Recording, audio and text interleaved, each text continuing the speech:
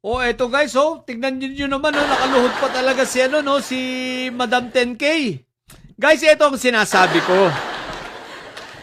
Kung sino man, kung ano man ang mukhang ito, pag hindi ako nagkakamali, ito ay born again, no? Si born again ang kinasasamahan nitong sekta, no? Sa mga kinasasamahan nitong sekta, kung anumang fellowship ka, no? Aba, mag-isip-isip ka sa pastor ng fellowship na kinasasamahan at kinaaniban nitong si Madam 10K. Isipin ninyo, wag niyong hintayin na kayo ay mabansagang mga kulto na rin. Bakit? Sa pananaw na kinakanlong ninyo at kinukonsinti ninyo itong si Madam 10K. Isipin ninyo kinukonsinti ninyo na gamitin ang salita ng Diyos. Habang siya ay ipinagtatanggol niya si Fentaboy at panig na panig siya at ipinagtatanggol niya hanggang ngayon pinagtatakpan niya ang mga pagpatay na ginawa ng administrasyon ni Fentaboy. Hanggang ngayon, pinagtatakpan niya at sinasabi niyang malinis yun at tama lang. What the heck? Kayo ay mga tinatawag na mga Kristiyano. Kayo ay mga tinatawag na sumusunod sa Biblia. At kayo ay tinatawag na talagang may mabuting patotoo. Di ba ga? Na kayo ay sumusunod at namumuhay ayon sa salita ng Diyos. Pero, kinukonsinti ninyo ito.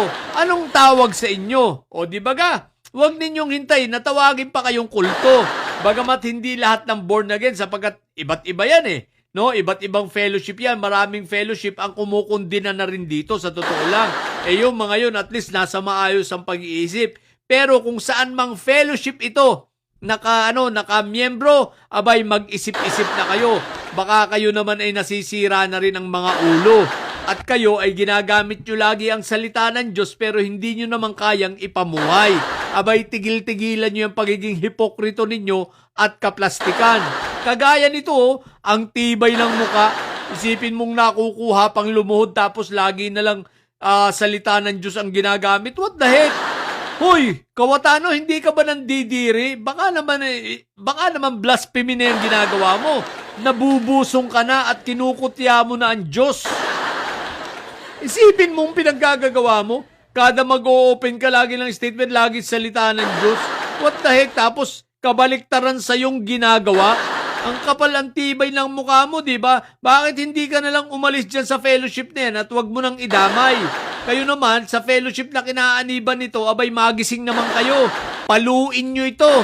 Hindi porke ito ay senador, kinatatakutan ninyo kung talagang kayo ay matuwid, malinis at namumuhay sa salita ng Diyos, huwag nyo itong konsintihin.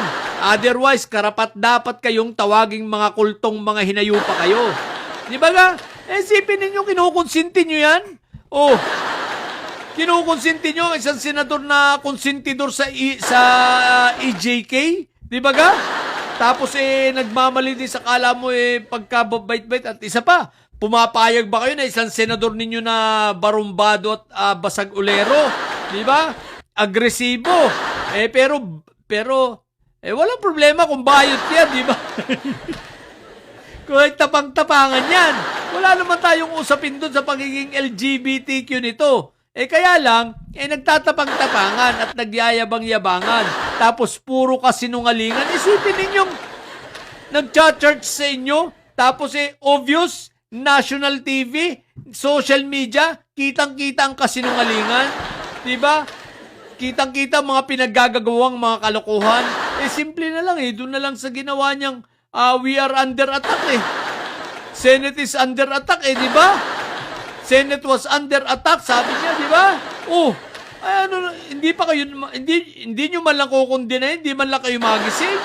Bakit? Malaki ang tithes? Malaki ang binibigay?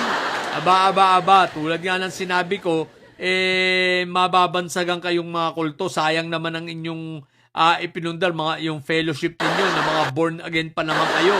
Diba? Tapos kinakanlong ninyo, kinukonsinti ninyo ito, hinayupak na ito. Tingnan nyo, banal ba yan? Kung yan ang banal, mabuti pang magsialis. Eto, mga ka-BBM ko, kung ito'y tinuturing nilang banal, umalis na kayo sa reliyon na yan. Wala yung pinagkaiba doon sa isang kulto na kinaaniban nito si Marco Tae. Diba? Isa pang kulto. Tangina niya. Sipin niya, nakakadiri, nakakasuka ang hinayupak na nakuha pang lumuhod. Ang pinoportrait niya rito na napakabanal, no? Sira ulo talaga, no? What the heck? So, ilan muna. Kaya doon sa kung saan man fellowship ito kaanib, mag-isip-isip kayo. Baka kulto na rin kayo. Di ba ga? O, yun lang. Sa mga bubundidilis at paisahe dyan, tsaka sa mga kulto dyan, ha? Matili kayo mga bubot paisahe sa pagkatang paisahe. Dahil laging high blood na nyo! Bye!